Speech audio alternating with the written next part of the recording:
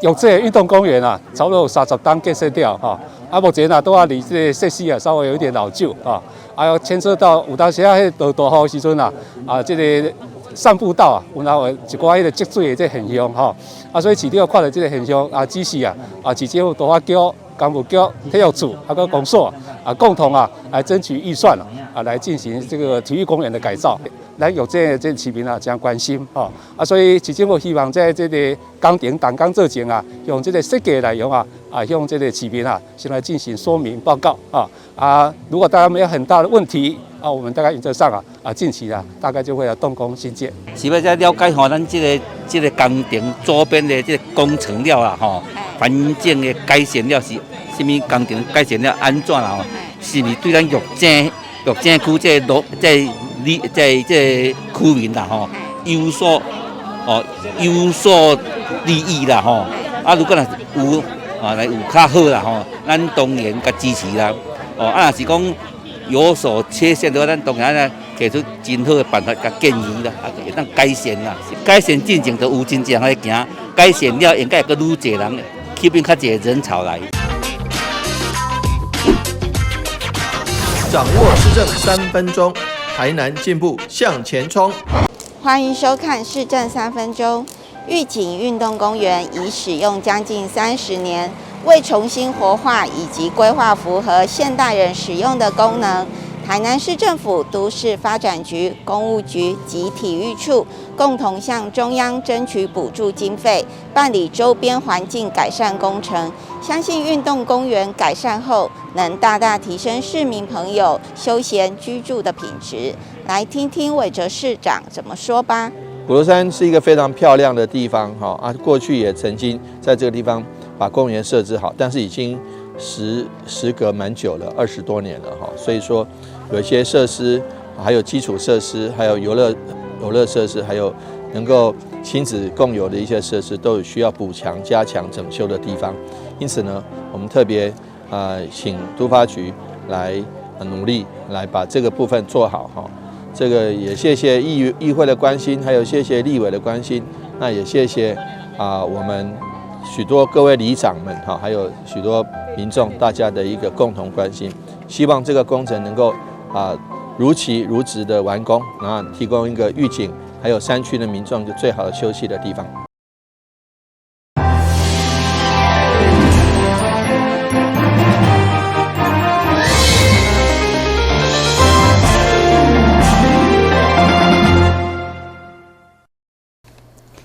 表示阮家欢迎收看3月10号的中嘉台南电影新闻。5档一摆工商普查，今年6月将开始展开。市府为了让业务顺利推动，上午伫民治市政中心成立普查处，并且为了鼓励厂商使用网络填报，也祭出头奖是10万块的抽奖奖金。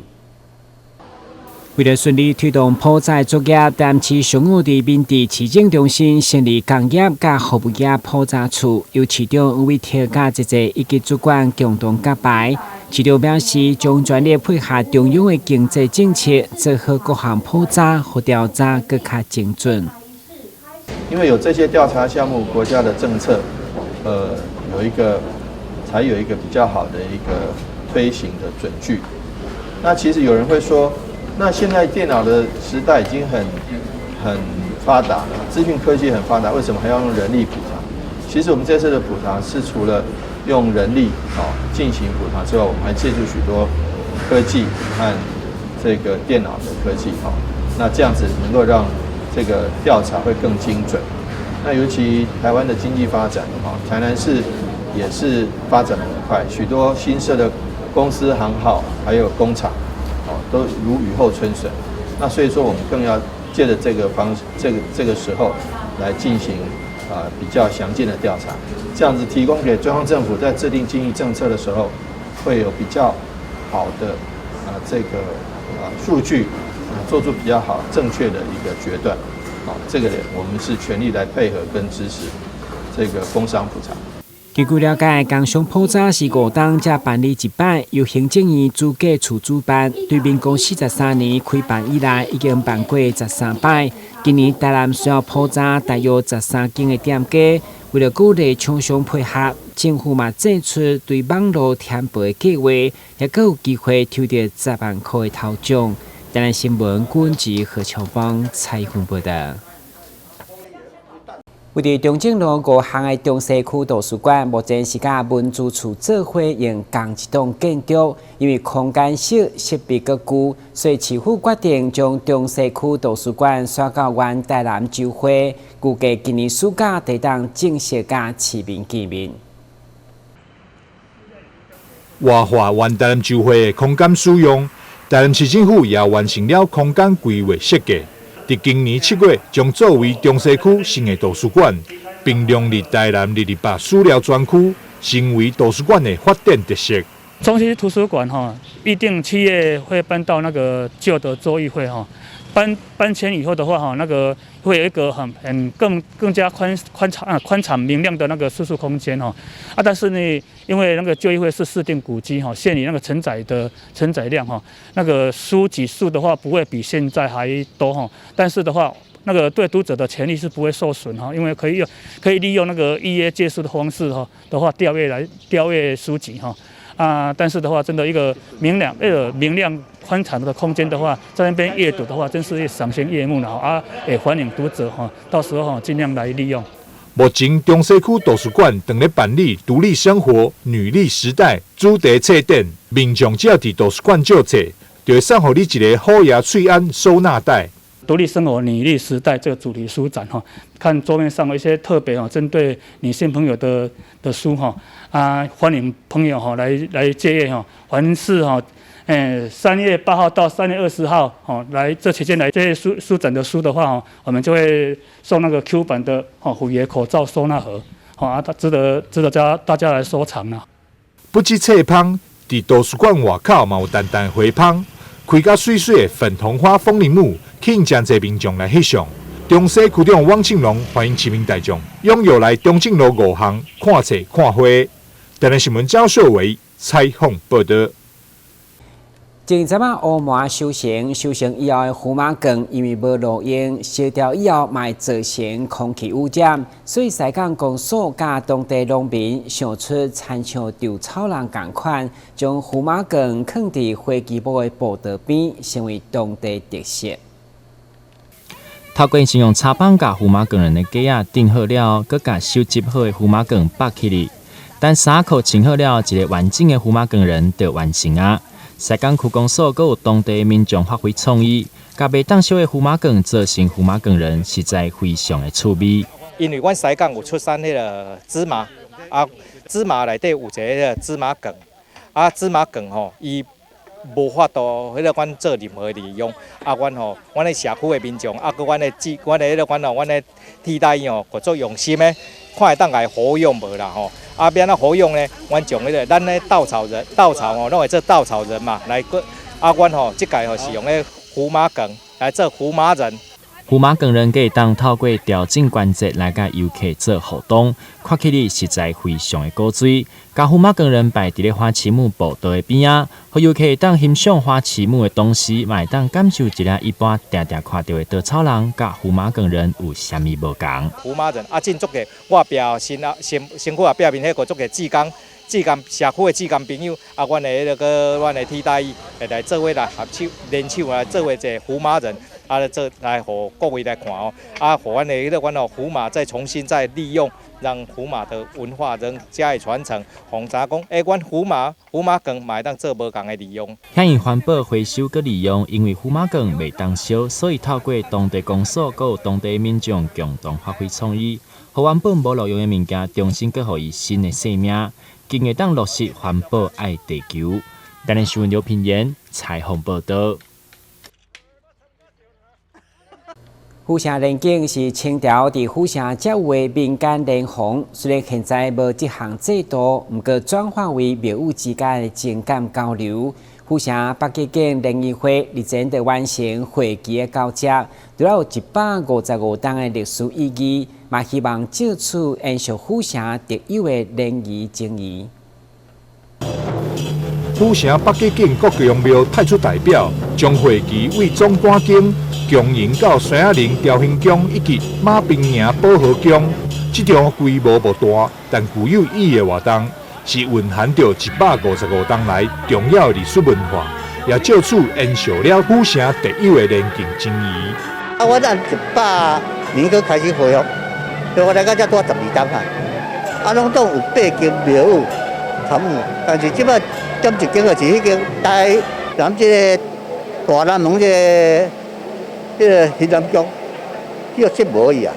啊，即摆叫电视台来访问下到台，我等成个大去找也找无，啊来到这里拢无倒转啊，所以即摆加7间，啊7间我才占2间，即摆比这剩6个单位尔啦，所以每当大家拢轮流，大家都做欢喜心来参加这个接旗的典礼安尼。延续庙甲庙之间的交陪，府城北极境为2012年开始制作会旗，了后每一档就一宫庙轮值迎回会旗，也象征代表敬罪概念，并以春节形态，每当举办联谊会互相交流，就此讨论当年度境内宫庙的重要事宜。今年由各宫庙随着调兴宫甲保和宫的头旗，做前往总官宫迎接会旗。台南新闻张硕维采访报道。先休息一下，马上回来新闻现场。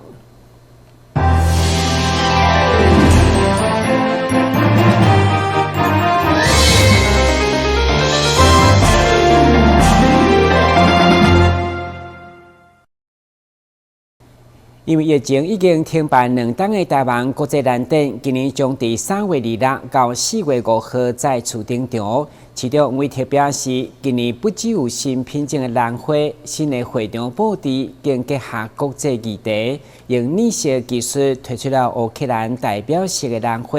表达对因的支持。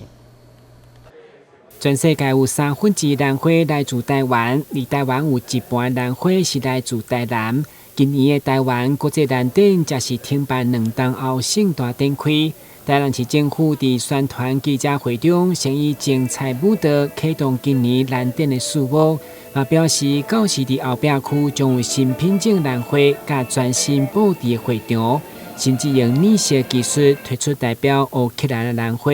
市长吴伟霆伫这位议员陪同，做伙邀请民众3月26开始到4月5号做伙来参观。这个已经是非常非常具有特色，而且非常具有像现在的现实意味的一个兰花展。我们知道全世界1/3的兰花在台湾，台湾的1/2的兰花在台南，所以说全世界的兰花每6株有1株是台南的兰花。今年不管是我们新的品种的开发，以及新的会场的布置，甚至于对于时事，对于表达对于乌克兰的支持，我们也特别开发了这样子一个染色的这个漂亮的乌克兰兰花。我们希望说从大家不管是支持乌克兰也好，或喜欢看美丽兰花也好，或者是喜欢看这个美不胜收的一些兰花的产品也好，都欢迎在3月26日到4月5号一起来台南。记者会中嘛公布今年兰花以环世界为主题设计，邀请民众专心体验兰花水，嘛用蓝展的相机帮助花农，甚至推出蓝展幸福密码12357，成为大家做花期的考卷。1、2、3、5、7，大家一起去。1、2、3、5、7，大家做花期。台南新闻顾文吉和乔邦采访报道。现代人工作压力大，各长时间使用电子产品，拢会影响睡眠的品质，甚至造成严重的失眠。对此，现代病院精神部表示，除了传统的药物治疗，其实也当对学习控制心跳同款的放松来训练，有机会就免去食药啊，就困得去。因为科技的进步，大家人的消息通知上比传统更加方便，嘛因此，互人伫咧毋是上班的时间嘛，可能会定定去需要处理工课的代志，加上各种大量的消息的接收，精神无法度真正去得到放松，所以嘛影响到睡眠品质，来造成失眠。这个失眠症呢，本身就是一种大脑过度警觉的疾病哈。我们知道警觉跟很多东西有关，例如压力造成一个人很容易紧张，就是所谓的焦虑症，或者是这个压力太久了，让我们的心情变得不好。进到忧郁，例如像忧郁症，焦虑症跟忧郁症，它跟失眠的这个共病性非常非常高，大概会有大概7-8成的患者会合并这个失眠症。所以基本上呢，如果我们能够让我们的情绪、让我们的压力反应可以好好的做调试的话，其实失眠的症状也可以间接的得到缓解。李医师表示，失眠症是因为大脑过度的警觉，常常会破碎掉其他的情绪障碍。生态病院透过心理回归的训练，让药物不再是失眠症第一或者是唯一的选择。年龄层呢也开始慢慢的下修到很多青少年就会出现这样子的疾病。那过往呢，我们在失眠上面治疗的认知可能都会认为是使用镇静安眠药，就是单纯的药物治疗。但是事实上呢，失眠症的治疗除了药物之外，非药物治疗也是一个很有效力的这个治疗的方式。其中生理回馈训练呢，就是一个有效而且有科学实证的失眠症的治疗。那生理回馈训练呢，主要是透过仪器呢，让我们的自律神经的这个生理讯号呢，可以转换成数位讯号，让患者可以看到自己自律神经的功能，透过一些行为上面的调整，例如深呼吸、放松、冥想，而间接的改善我们自律神经的功能，进而让我们可以放松，好好的睡觉。心理回归的训练需要开时间到病院来学习，反应的速度大家人拢无同，无像药物同款会当马上看到效果。但是长期落来学起来了，会当家己定定来帮家己做训练，佮有调整，是一个非常袂歹的治疗方式。台南新闻刘品言采访报道。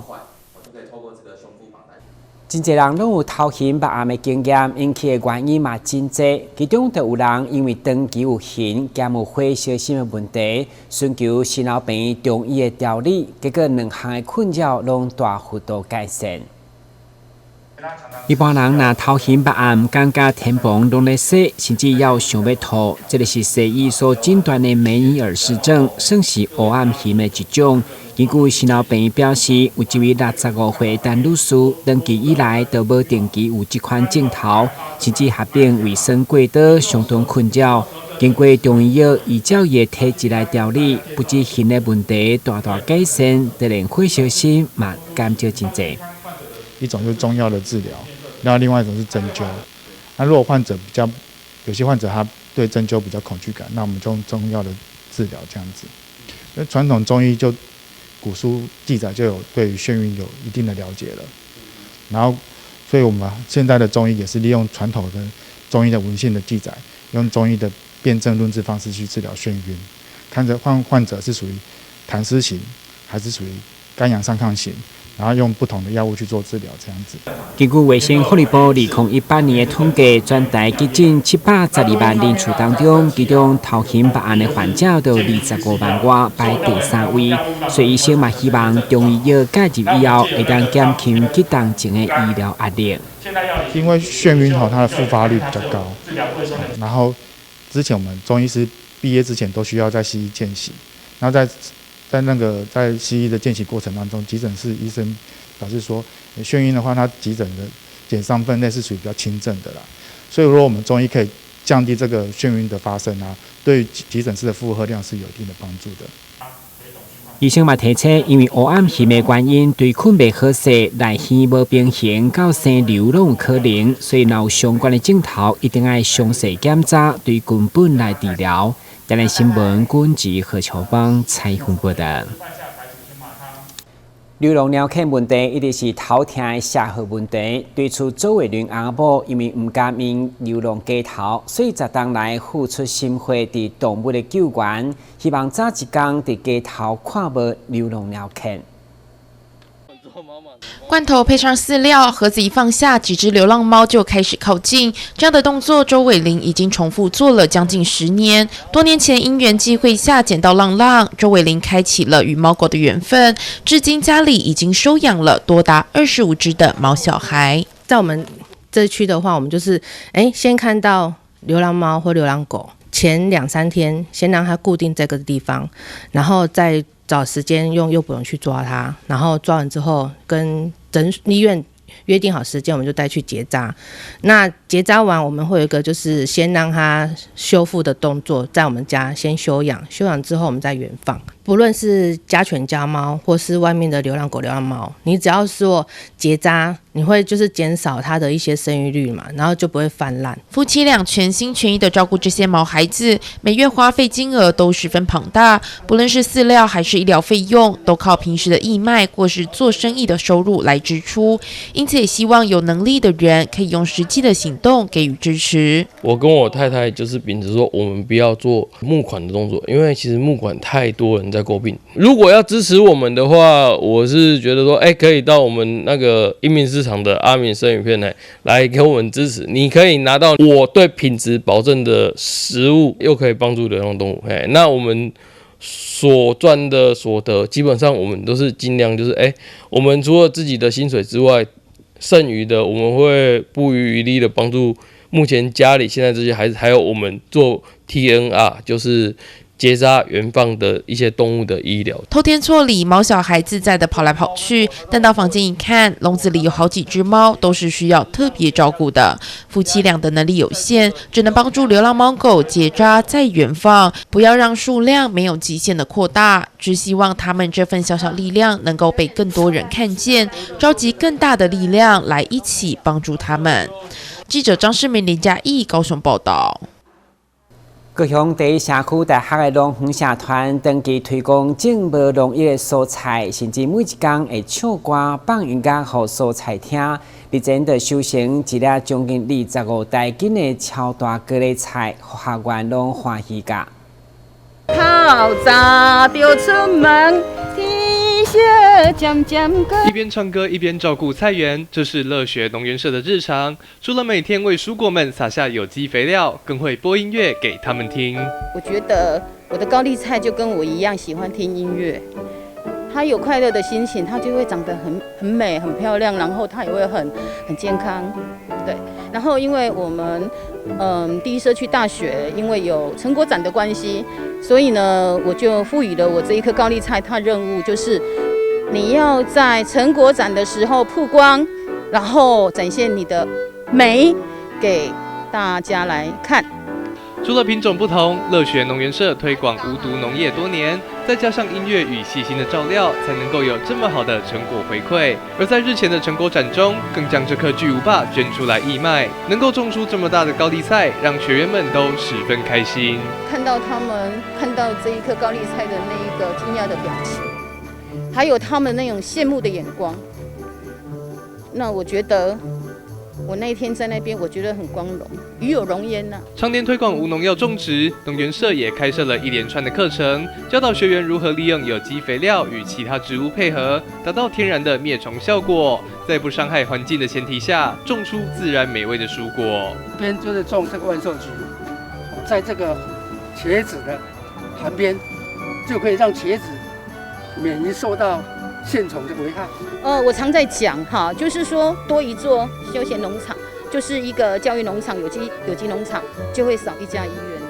这是我一贯坚持有机栽培，然后教授有机种植的一个理念。所以我希望呢，每个人的父母亲都是健康的。我也希望那一些父母亲来种菜，他们自己健康，他们的儿女就无忧无虑，可以放心的去工作、去赚钱，然后可以照顾更多的家人。第一社大的农学社在种出这颗听音乐长大的巨人高丽菜后没有满足，目前更在培养第二颗巨型高丽菜，全社上下都期盼它能够超越前一颗的大小，成为最大的冠军高丽菜。记者邱建勋高雄报道。感谢收看3月10日中嘉台南电新闻，咱再会。